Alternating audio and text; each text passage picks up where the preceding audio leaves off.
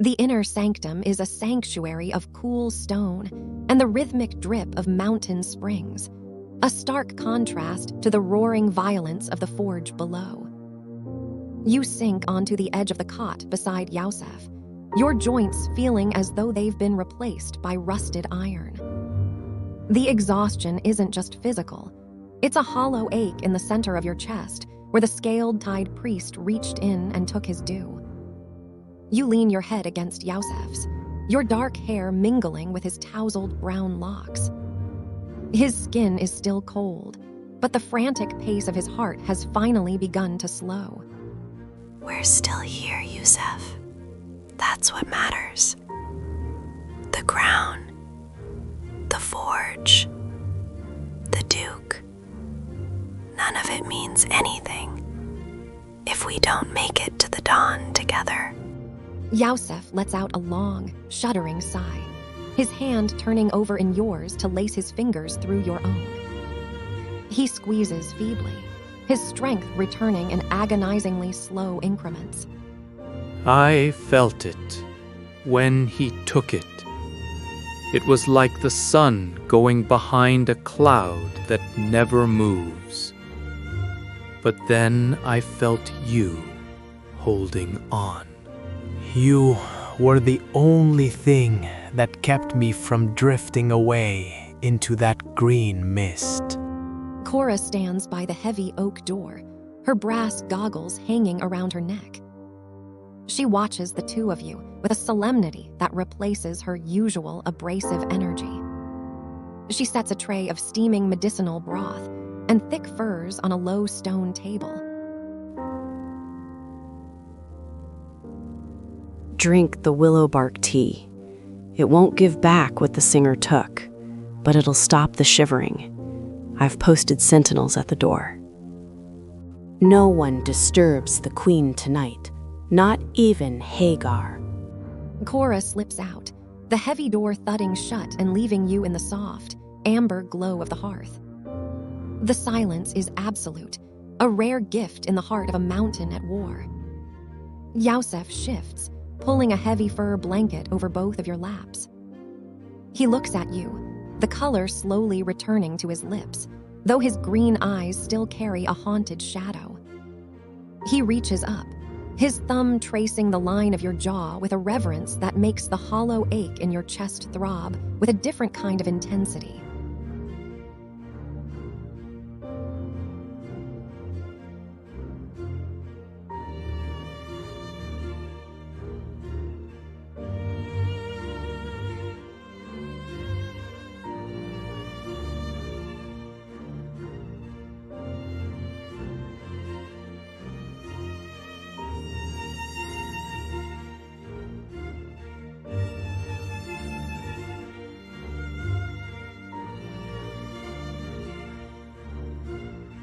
The inner sanctum feels like a world away from the grinding gears and the sulfurous rot of the marsh. You shift closer to Yosef, the thick furs of the cot rustling beneath you. With a slow, heavy movement, you lean your head against his chest, your ear pressing against the dark, ornate vest of his traveler's silks. Just stay like this. Remind me that we survived. I need to hear that your heart is still beating, Yusuf. Initially, the rhythm is faint, a stuttering pulse that mirrors the hollow cold in your own chest. But as you remain there, the warmth of the hearth and the proximity of your bodies begin to work a slow magic. The beat grows steadier, a firm asterisk thump-thump that anchors you to the present. Yosef rests his chin atop your head, his arms winding around you with a protective, if still somewhat fragile, strength. It's beating for you, Wyndra. It always has. Even when the priest reached in, I could feel your hand. It was the only light in that darkness. He exhales a long, shaky breath, and you feel the tension begin to drain from his shoulders. The medicinal steam from the willow bark tea Cora left on the table curls into the air, smelling of bitter herbs and wood smoke. For a moment, the crown you seek to reclaim, and the war waiting outside the door feel like distant shadows. We gave up a part of ourselves today. I can feel the space where it used to be. But if it buys the forge the time it needs, if it stops the Duke, then I would give it again. Yusef pulls the furs tighter around you both, his thumb tracing small, soothing circles on your shoulder. Then we will fill that empty space with something else, with this, with the dawn. I won't let the silence take you, my queen. The fire in the hearth pops, casting dancing orange shadows against the stone walls. Yusef tilts his head down, his lips brushing against your temple. The cold of the marsh is finally receding, replaced by a growing, shared heat. He looks into your eyes, his gaze searching yours with a raw, vulnerable intensity.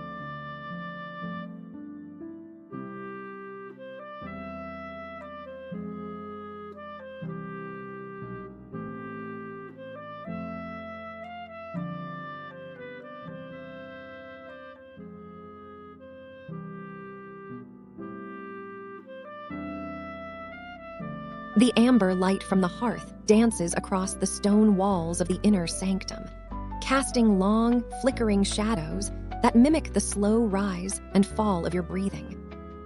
You shift your weight, pressing closer into Yusef's side, your fingers curling into the soft maroon fabric of his robe. The hollow ache in your chest where the ritual took its toll doesn't vanish, but it feels less like a void and more like a shared secret between the two of you. Don't move. Just let the world stay quiet for a little longer. No Duke. No shards. Just the fire. Yusef lets out a long, shuddering breath that stirs the hair at your temple. He tightens his grip, his chin resting gently atop your head. The tremors in his hands have finally subsided, replaced by a heavy, grounding warmth.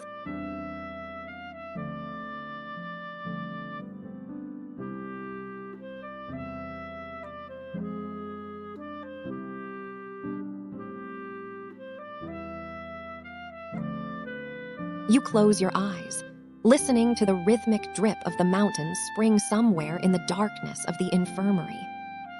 The scent of the willow bark tea is earthy and bitter, grounding you in the reality of your survival. Every time you feel the phantom chill of the scaled-tide priest's touch, you focus on the heat of Yusef's skin and the steady, insistent thrum of his heart against your ear. I wonder if we'll ever feel whole again, or if this is just what it costs to be a queen. If we are broken together. I would rather be a fragment beside you than a whole man alone in the dark. He presses a soft, lingering kiss to the top of your head, and for the first time since the capital fell, the weight of the crown feels lighter. The silence of the sanctum is a sanctuary, a brief reprieve before the iron giants wake and the world catches fire once more. The embers in the hearth pop, one last time before settling into a low, steady glow. The medicinal tea has done its work, and a heavy, natural drowsiness begins to pull at your eyelids.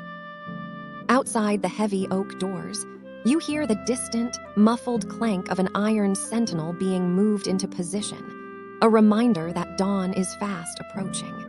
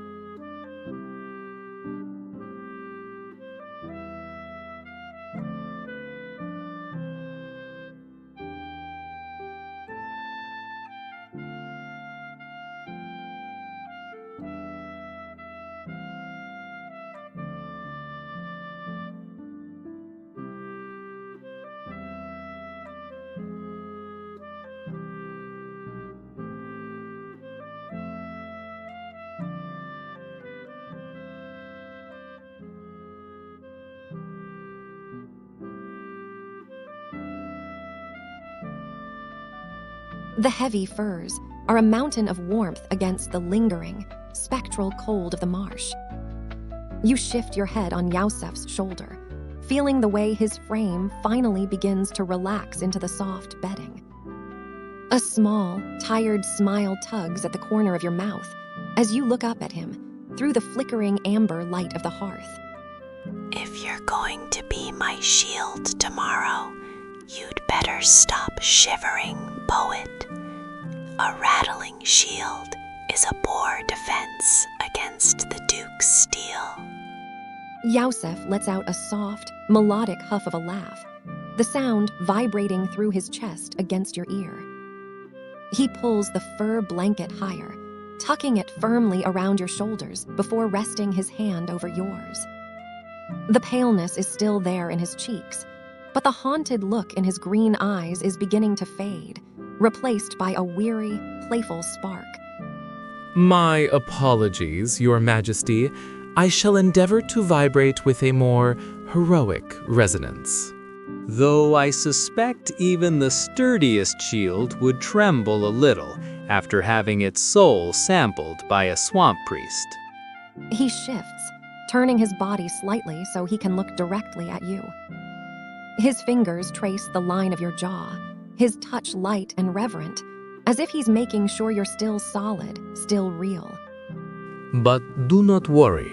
When the sun hits the peaks, I will be as steady as the mountain itself. I have too much to live for now to let a little chill undo me. We both do. Hagar thinks he's waking iron giants tomorrow, but he's forgotten that the people leading them have to be just as unbreakable. The fire in the hearth settles into a deep, poolsing crimson, the heat radiating through the small stone chamber. The medicinal tea has finally dulled the sharp edges of the ritual's trauma, and a heavy, natural sleep begins to pull at your consciousness. Somewhere deep in the mountain, a massive horn sounds, a low, mournful note signaling the final watch before dawn.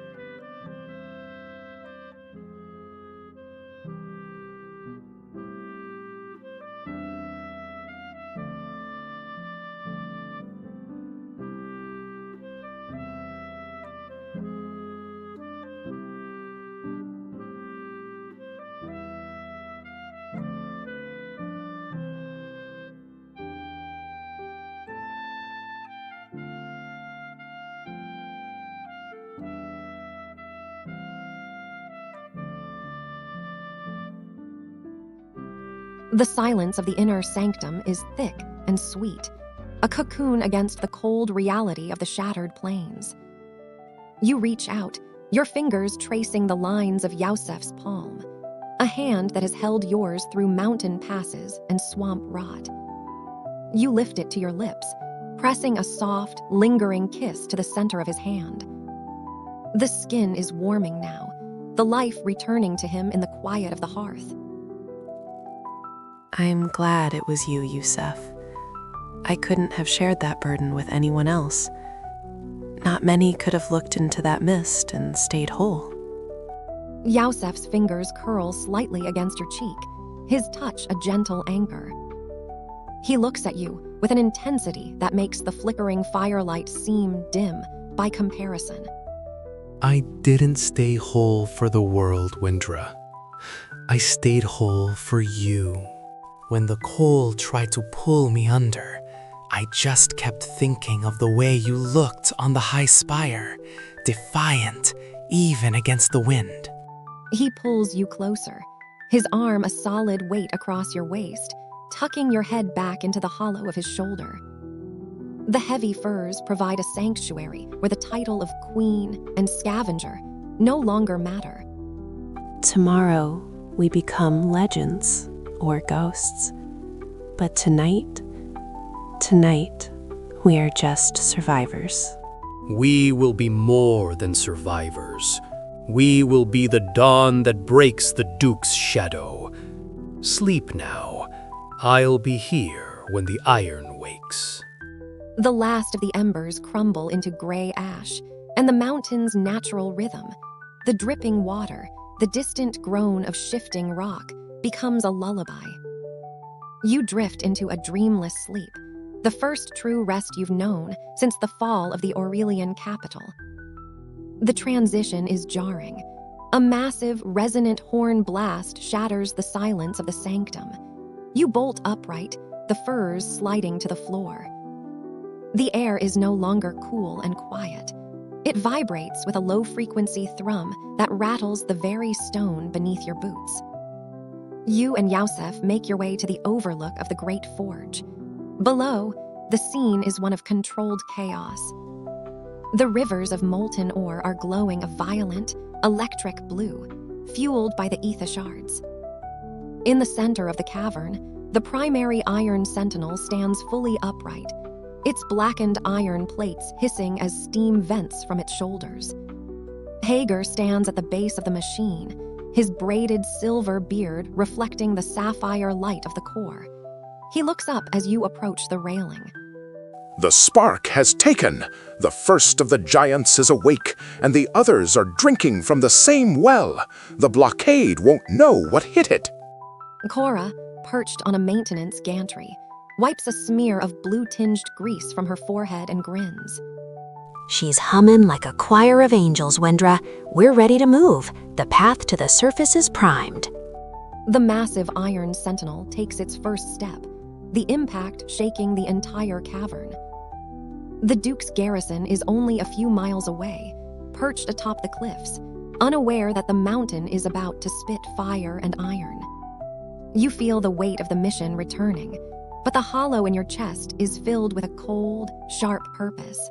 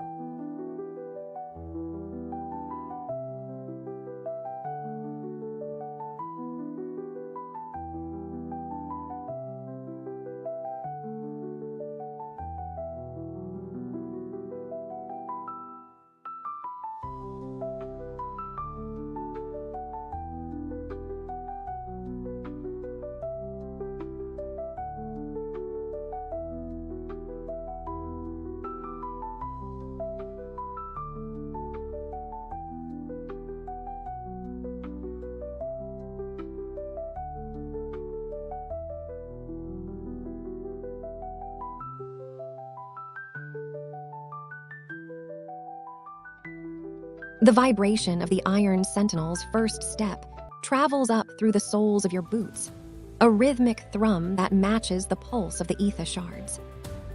You lean over the iron railing of the gantry, your eyes fixed on the glowing sapphire core visible through the gaps in the automaton's chest plates. The strategic weight of the coming battle presses down on you, sharper than the lingering cold of the marsh. Cora, if the Duke's line holds, or if they bring up those heavy ballistae, can we overload the core? A single massive discharge to clear the path if we get pinned down. Cora pauses, her wrench mid-turn as she hangs precariously from the gantry. She looks at the pulsing blue light of the primary sentinel, then back at you, a predatory grin spreading across her grease-stained face. It's risky. Those shards aren't stable, Wyndra. You'd be venting raw aether through the steam pipes. It'll blow a hole through a reinforced gate, sure, but it might melt the Sentinel's legs right off in the process. You'd sacrifice a masterpiece for a moment's leverage? That machine is worth 100 of the Duke's men. Yusef steps up beside you, his hand resting on the hilt of his curved blade. He looks out over the bustling forge, his expression hardening as the reality of the assault takes hold. A masterpiece is useless if it's a pile of scrap at the bottom of a trench, Hagar. If the Queen says we need a hammer blow, we find a way to deliver it. Cora wipes her hands on her apron and nods once, decisively. I can rig a bypass. Pull the emergency pressure release, and the aether shards will vent forward in a cone of pure kinetic force. One shot. After that, the Sentinel's a very expensive paperweight until I can recool the core. The massive cavern doors at the far end of the forge begin to groan open, revealing a glimpse of the jagged mountain pass and the pale light of dawn. The Duke's encampment lies just beyond the ridge. You can hear the distant sound of a war horn from the surface. The enemy is waking up, but they aren't ready for the mountain to walk.